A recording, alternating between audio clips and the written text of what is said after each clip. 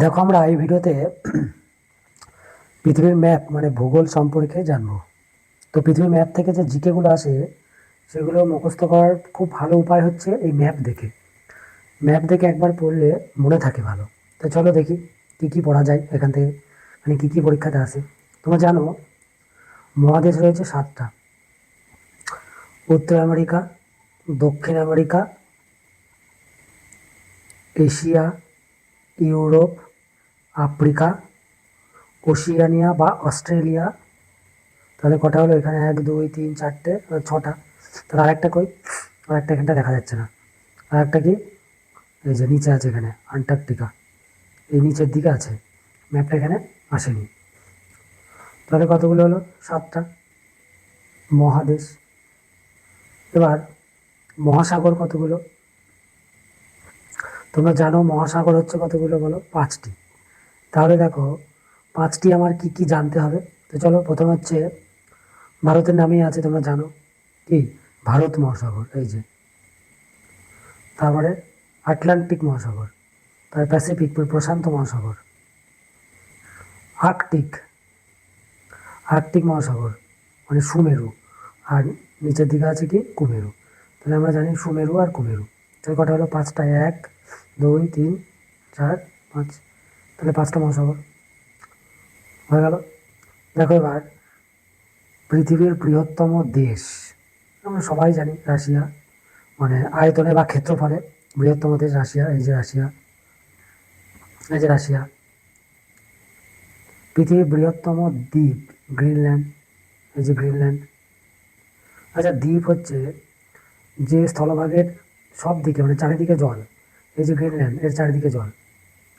কিন্তু দেখো এই তো এশিয়া মহাদেশ, এত বড়, এই এত বড়, এবং ইউরোপ আর আফ্রিকা সব মিলিয়ে যে স্থলভাগটা রয়েছে তার কিন্তু চারিদিকেও কিন্তু জল আছে। এই যে এদিকে এদিকে এদিকে সব জল আছে। তাহলে এটা কেন দ্বীপ নয়?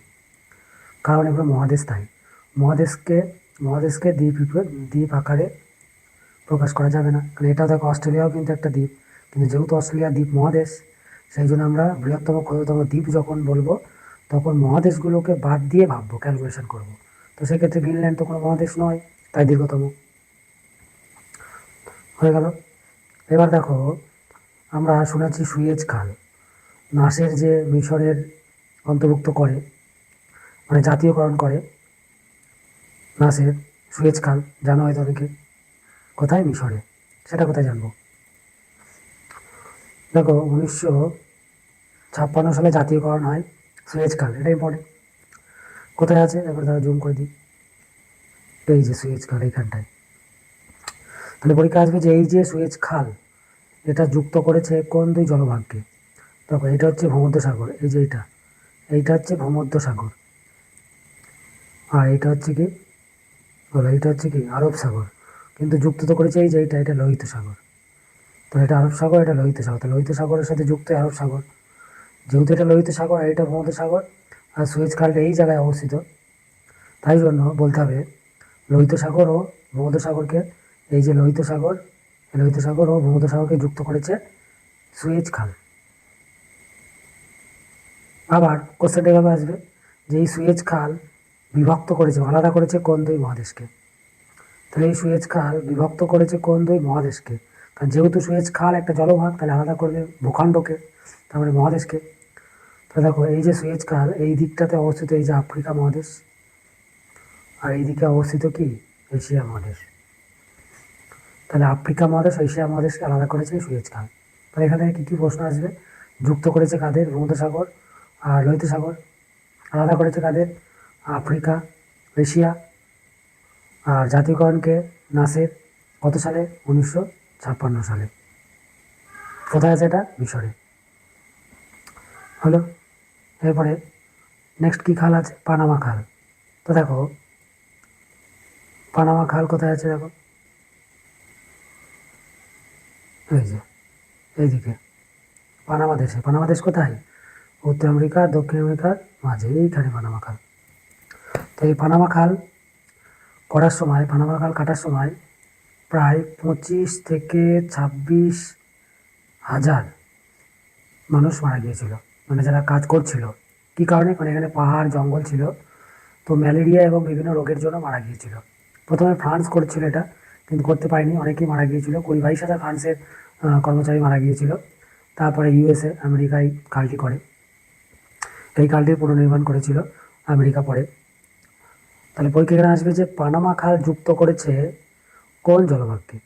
তাহলে দেখো এইখানে যদি পানামা খাল হয় তাহলে এদিকে কি আছে, আটলান্টিক মহাসাগর, এইদিকে কি আছে প্যাসিফিক মানে প্রশান্ত মহাসাগর।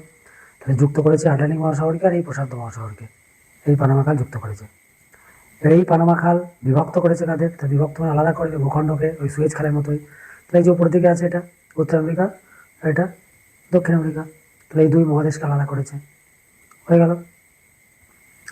তাহলে আর কি আছে, পানামা খাল, সুয়েজ খাল, আর আছে কি জিব্রাল্টার প্রণালী। আর জিব্রাল্টার প্রণালী কোথায় আছে, এই যে এই জায়গাটায় জিব্রাল্টার প্রণালী। তো এই যে জিব্রাল্টার প্রণালী, দেখো এটা হচ্ছে কি আটলান্টিক মহাসাগর, এটা কি ভূমধ্যসাগর। তাহলে জিব্রাল্টার প্রণালী যুক্ত করেছে কাদের, আটলান্টিক মহাসাগর আর ভূমধ্যসাগর। আর আটলান্টিক মহাসাগর যেহেতু লম্বি এরকম, তার জন্য এটা নর্থ মানে উপর দিকটা, এটা নিচের দিকে সাউথ লেখা আছে, নিচের দিকে এই যে সাউথ, সাউথ আটলান্টিক। তাহলে কোন মহাসাগর এসে ইংরেজি এস অক্ষরের মতো দেখতে, এই যে আটলান্টিক মহাসাগর। তো ইংরেজি এসের মতো দেখতে, এই যে এরকম ইংরেজি এসের মতো দেখতে আটলান্টিক মহাসাগর। তাহলে জিব্রাল্টার প্রণালী যুক্ত করেছে কাদের, এটা আটলান্টিক মহাসাগর আর ভূমধ্যসাগর।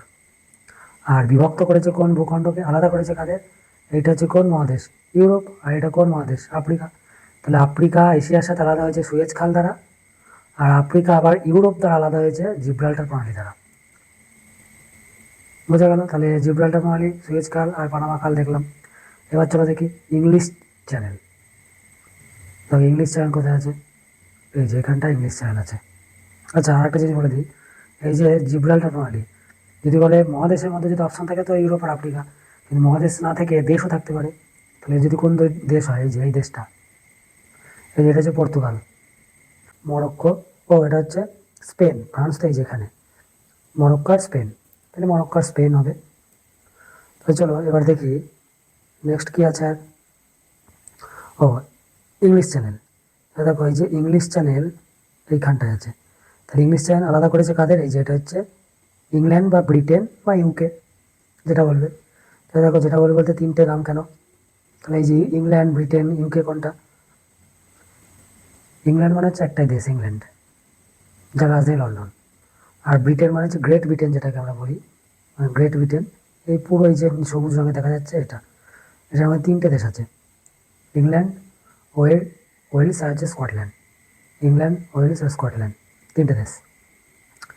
তাহলে আর কি আছে, আর হচ্ছে ইউকে, ইউকে, তাহলে ইউকে হচ্ছে এই ব্রিটেন তো থাকছেই, তার সাথে সাথে এই অঞ্চলটাও থাকছে, আয়ারল্যান্ড, নর্দার্ন আয়ারল্যান্ড, এই পুরো চারটে দেশ থাকছে ইউকে, এটা হচ্ছে ইউকে। তাহলে এই ইংলিশ চ্যানেল হচ্ছে আলাদা করেছে গ্রেট ব্রিটেন, আর হচ্ছে এটা কি বললাম ফ্রান্স এর মধ্যে।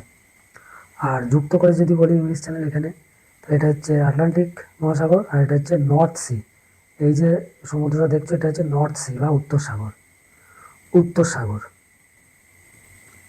এটাকে যুক্ত করেছে। আর কি আছে, আর হচ্ছে পৃথিবীর বৃহত্তম যদি মহাসাগর বলে তাহলে হচ্ছে প্রশান্ত মহাসাগর, এটা পৃথিবীর বৃহত্তম মহাদেশ বললে এটা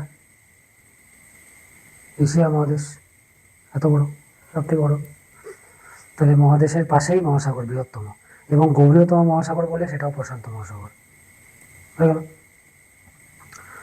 আর কি আছে, যদি বলে যে কোন মহাদেশের ওপর দিয়ে তিনটি কাল্পনিক রেখা, মানে কর্কটক্রান্তি রেখা, মকরক্রান্তি রেখা এবং নিরক্ষরেখা টানা হয়েছে, সেটা হচ্ছে আফ্রিকা। এখান দিয়ে নিরক্ষরেখা, এখান দিয়ে কর্কটক্রান্তি রেখা, এখান দিয়ে মকরক্রান্তি রেখা, তাহলে দেখো তিনটেই টানা হয়েছে। এই যে কর্কটক্রান্তি রেখা ভারতের উপর দিয়ে, যেখান দিয়ে এই যে উপর এটা, এটা হচ্ছে 37 ডিগ্রি কত নর্থ, 37 ডিগ্রি কত নর্থ, এটা হচ্ছে, আর 37 ডিগ্রি সাউথ মকরক্রান্তি রেখা। তার জন্য আফ্রিকাতে নিরক্ষীয় জলবায়ু এবং ক্রান্তীয় জলবায়ু সব দেখা যায়, আর ভারতে নিরক্ষীয় জলবায়ু দেখা যায় দক্ষিণ ভারতে, আর বাদ বাকি অঞ্চল কি ক্রান্তীয় জলবায়ু দেখা যায়, বুঝা গেল। আর কি আছে এখানে ম্যাপ থেকে পড়ার, এই যে কানাডা দেখো এখানে, এটা তো ইউএসএ, আর এখানে দেখো আলাস্কা। তাহলে ইউএসএ তো একটা দেশ, এই আলাস্কা আবার ইউএসএ, এই যে লেখা আছে ইউএসএ। তাহলে আমেরিকার ভূখণ্ড এত দূরে অবস্থিত, মাঝখানে আবার কানাডা। কেন এমন? কারণ এই আলাস্কাটা পরে ইউএসএ কিনেছে। যেমন কোনো ব্যক্তি এক জায়গায় গ্রামে বাড়ি, সে কী করে? শহরে জমি কেনে, তাহলে তার বাড়ির থেকে কি দূরে জমিটা হয়ে গেল? এখানেও তাই, এই দেশটা ওইখানে গিয়ে জমি কিনেছে, তাই জন্য ওটা রয়েছে।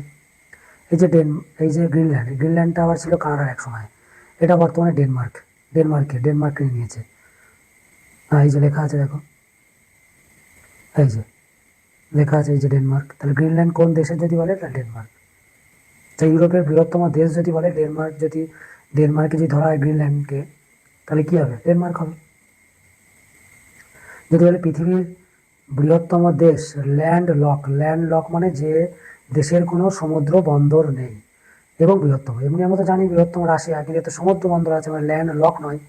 তাহলে ল্যান্ড লক কিন্তু সমুদ্র বন্দর নেই, সেটা হচ্ছে এই যে কাজাকিস্তান। আগে রাশিয়া ছিল, ভাগ হয়ে যায় ইউএসএসআর থেকে, সোভিয়েত ইউনিয়ন থেকে। তাহলে কাজাকিস্তান হচ্ছে বৃহত্তম ল্যান্ডলক দেশ। যদি এই জায়গাটা একটা লিঙ্ক থাকতো তাহলে ল্যান্ডলক হতো না, এই যে এখান দিয়ে চলে আসতো, এখান দিয়ে চলে আসতো, এই লিঙ্ক হয়ে যেত আমাদের সাথে। কিন্তু সেটা নেই, কিছু করার নেই, ও ল্যান্ডলক হয়ে গিয়েছে। আচ্ছা, কয়েকদিন আগে একটা কোশ্চেন দেখলাম যে দক্ষিণ আমেরিকার ল্যান্ডলক কান্ট্রি কী কী? দেখো দক্ষিণ আমেরিকা কোনটা? এই যে দক্ষিণ আমেরিকা। তাহলে ল্যান্ডলক মানে হচ্ছে সমুদ্র বন্দর নেই, থাকে এই যে এখানে, এই যে বলিভিয়া, আর এই লালটা, এটা বলিভিয়া, এই লালটা, এটা কমেন্ট করে জানাবে কোন কি কি আছে। ঠিক আছে, দুটো দক্ষিণ আমেরিকার মাত্র দুটো হচ্ছে ল্যান্ডলক দেশ আছে, একটা হচ্ছে বলিভিয়া আর একটা বলবে ওরকম নাম, উরুগুয়ে, প্যারাগুয়ে, এরকম নাম। কমেন্ট করবে। হ্যালো, এবার দেখো ভারতের যে দক্ষিণতম বিন্দু এইখানে অবস্থিত, এইখানে অবস্থিত মূল ভূখণ্ডের। এমনি যে ভারতের যে একদম দক্ষিণতম বিন্দু সেটা হচ্ছে আন্দামানে, কি ইন্দিরা পয়েন্ট,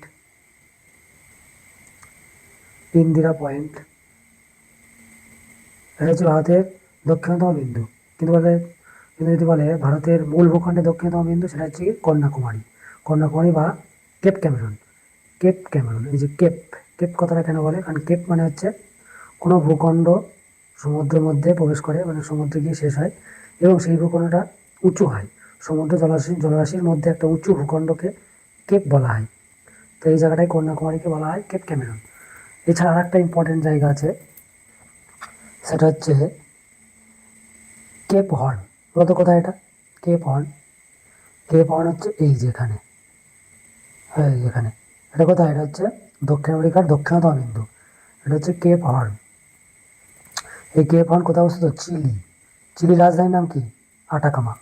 এই চিলি রাজধানী, চিলিতে হচ্ছে মরুভূমি অবস্থিত আটাকামা। চিলি রাজধানী কি? স্যান্টিয়াগো। স্যান্টিয়াগো চিলি রাজধানী। এরপরে দেখো এই যে অস্ট্রেলিয়া আর এই যে নিউজিল্যান্ড, পুরো পৃথিবী এখানে অবস্থিত, আর এইখানে নিউজিল্যান্ড পুরো সাইডে কোয়ারেন্টাইন। নিউজিল্যান্ড অনেক দূর পুরো পৃথিবী থেকে, বিচ্ছিন্ন একটা দ্বীপ।